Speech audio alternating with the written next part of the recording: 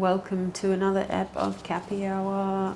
Today I'm going to be talking on a few topics including relationships, loneliness, and did a little Q&A on Cappy Hour, so we're going to go towards that too. So I wanted to talk a little bit about a concept that I heard this week which gave me a lot of peace, which is the fact that relationships are a constant cycle of connection, disconnection, and repair. When you're in a relationship, you kind of start out and things are hot and heavy and exciting, and this person is seeing them in all this beautiful light, and all of your problems disappear, and you're just like, wow, it's a drug, it's bliss, it's ecstasy. And then after a little while, that sort of starts to fade, and then you move into a period of seeing each other's light and dark, and you just see the whole meal deal, which is a beautiful thing when you stop just showing, I guess, just your best self. You start out a relationship and everything is kind of perfect. You're putting your best foot forward, whether you know it or not. That's just what we do. We're pretty controlled in those first couple of months, and as the months go on, you start to kind of show yourself more. You start to become maybe more communicative and voice more needs and be a little bit less uncompromising, I guess. That comes with more conflict. I've been finding in my relationship myself like speaking up about certain things and then feeling the discomfort of disconnection and then wanting really deeply to repair. And I feel like it's cool because my partner's in the same sort of arena. It's not always going to be sunshine and daisies. It's not always going to be tense and resistant. It's such a funny thing, a relationship, because it's another paradox. There's such a need for closeness and then such a need for separateness in a way. And then there's the need for like feeling super grounded, but then feeling free as well. So it is just so interesting if you can teach yourself to sit in when things are good, you're just really present with it. This is epic, let's rejoice, without getting too attached to it. And then when things are a little bit more tense and there's more fear, to be able to sit with that too and be like, this is going to transform into the next phase soon. And then, yeah, just another exercise in detachment. I like that. Another cool thing is the idea of when you're going to speak with your partner about something that you want to change or to refine, or something in the relationship that you notice isn't fully gelling, to connect before you correct. Bringing things to the table when things are good, I feel like, is a really cool way of doing things. Something that I wanted to talk about for frickin' yonks that I haven't touched on because I was just like, don't want to rustle feathers, but then I also realized that sometimes you can't be like too PC. I'm feeling a little bit naughty today. So firstly, I want to acknowledge how hard it has been for women in Jenny. I think it's been hard for men in ways too, but I'd say for women, we're only really coming into a place where we can say what we want to say, do what we want to do. There's just less restrictions. There's always been more restrictions for women in general. So I just want to say, I know it do be tough. I know it has been tough. I know that sexism is alive. I wanted to just sort of tackle this in a way that is more empowering. Not telling women who are angry that they need to not be angry, because they're obviously angry for a reason, but more talking to it in a way that is like, let's be the change we wish to see. I think I've let people take my power away because I wasn't strong enough in it in the past, but I really love the idea of being so firmly rooted in your power that no one can take it away. You can really set up strong boundaries and people will not really be able to touch it or squeeze you. So no one can take your power, no one can tell you what to do, and no one can tell you who to be.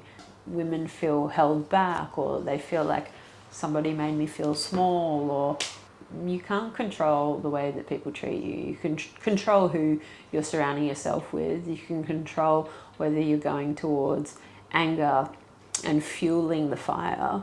But I just think a better course of action is to just sit with yourself, sit with the anger of like, yes, I bet you've been treated like shit by men. Some of them are so torture and so unaware. It is true.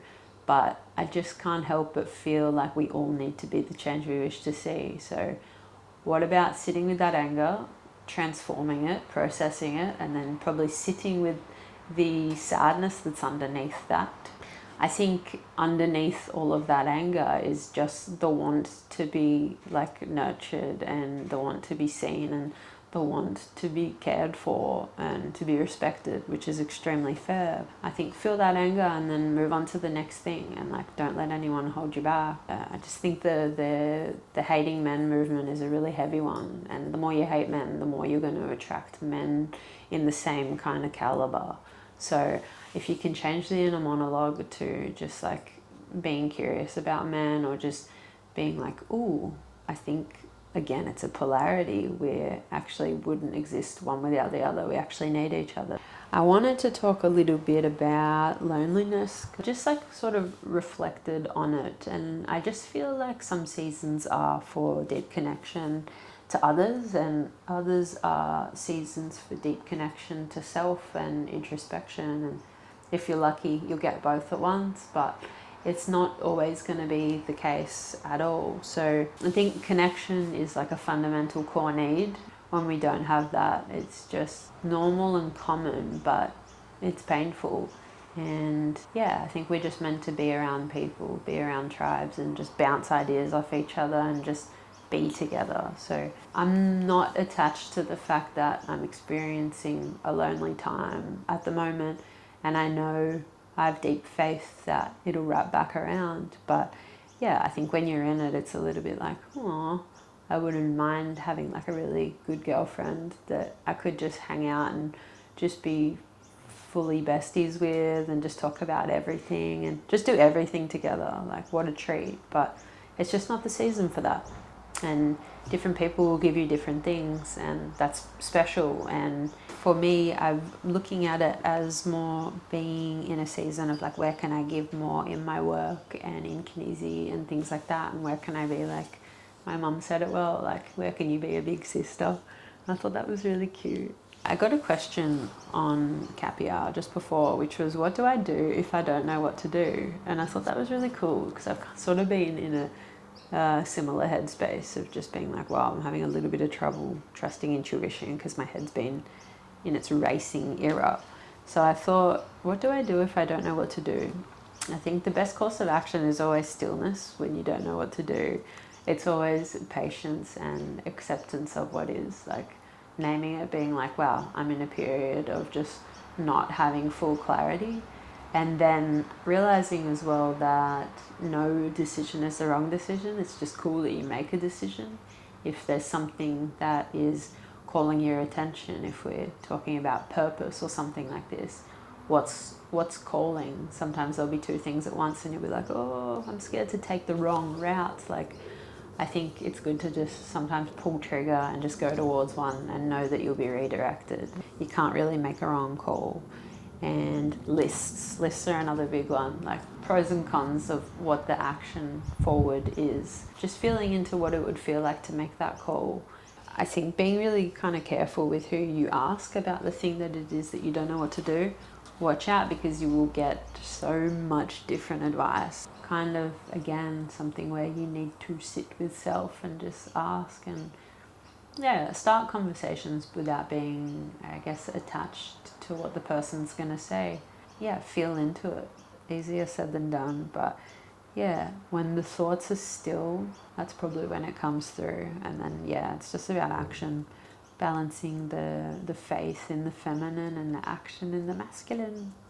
I got a question on making friends in your 20s, which I thought was cool, because I'm sort of in that era right now where I'm like, all right, I'd like to make some new friends. And my biggest things that I've been doing this week is I've been doing like meditations on what I want to bring in, and it's been really cool. But feeling into the frequency energetically of what it feels like to have friends, what it feels like, just feeling into, basically it's already happened within my system.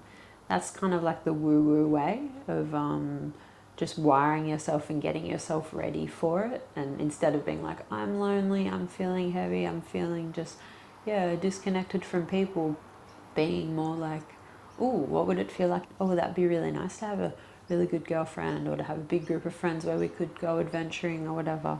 I think feeling into like the energy of the people that you would want around you is a cool exercise as well. Do you want to be with people who are just like chill and they enjoy doing these certain things, or do you want to be with like party people who are out and about, or what is the vibe? If you're not really finding it from there, if you can't notice anyone in your community that is necessarily like that, I like the idea of being the coordinator of the vibe, so being the pioneer, so making an event. I've been thinking this week, I don't really have any close girlfriends other than ones that are in different areas, and then I was like, do I know this to actually be true? And then I thought to myself, and I was like, oh, there's actually 2 girls that I would really like to be closer with, but it means I have to reach out to them and be like, hey, it's not like they're always going to come to me. So I love the idea of being proactive because, it's not like they're going to just knock at your door. You have to put yourself out there. Another question on overcoming fear of putting yourself out there to businesses. This is a good one that I feel like I had to overcome early in the photo video game. So when I started out, my method was email as many people as possible with like packages or whatever, and just put my services out there, and the amount of like rejection emails I got was out of control, and the amount of non-responses I got was also pretty wild. But I just kept going and got fully comfortable with that rejection, and along the way people just wanted to work with me because people can't really know what they want till you present it to them in a way. If you present something in a way that is kind of a little bit different and you sell yourself in a way that is not the same as other people would sell, I just think it's a good point of difference. Number 1 tip is just becoming okay with rejection and just sending as many requests as possible, because I don't think that there's too many people who started out and just straight away just got the thing and weren't rejected. It's kind of like starting a potty. I'm doing this every so often, recording a potty, getting the camera out, getting the lighting out, editing the thing, spending, 15 hours top to bottom on releasing one potty, and a lot of the time, you get like 50 views or whatever, but you just keep going, and it can feel like you're just talking to 2 people, but then you sort of get through to one person, and one person says like, wow, that was really entertaining, or when you spoke on that, it was really heartwarming, or they just give you a bit of affirmation. They say what you're doing is brave, and then it makes you want to keep going. So I just think it's a chain reaction. Putting yourself out there in general is hard and scary, and a lot of people don't do it because of that. But I think if you just keep going, so much goodness can come. You just have to really trust. It does happen, and the right people do find you. It's just about keeping on going. Another question I had was how to be more vulnerable and open during sex, which I thought was a good one, something I'm also moving towards as well. And I think being a Capucine means you're generally into some pretty different stuff. So I've become okay within myself that I'm into certain things that are probably a little bit niche, and I've started just in a more joking way communicating them, and that takes all the shame away from it. And I think just being like comfortable within yourself is the biggest one, because that just means you're empowered within yourself, and you're just like, I'm not really saying this for anyone other than myself, and for the other person to get to know me better, and like then maybe they're going to feel comfortable also to share more with you. But getting clear on what it is that you do like, and just realizing that everyone's got funny kinks. Like everyone's got their own little niches. Like not many people are just simple and basic, but a lot of people are, but I think you'd be surprised at what people are into. So yeah, getting strong within yourself, getting clear within yourself, and then just playing. Like doesn't have to be like a serious sit down conversation of what you're into and a controlled thing, but more of a playful thing.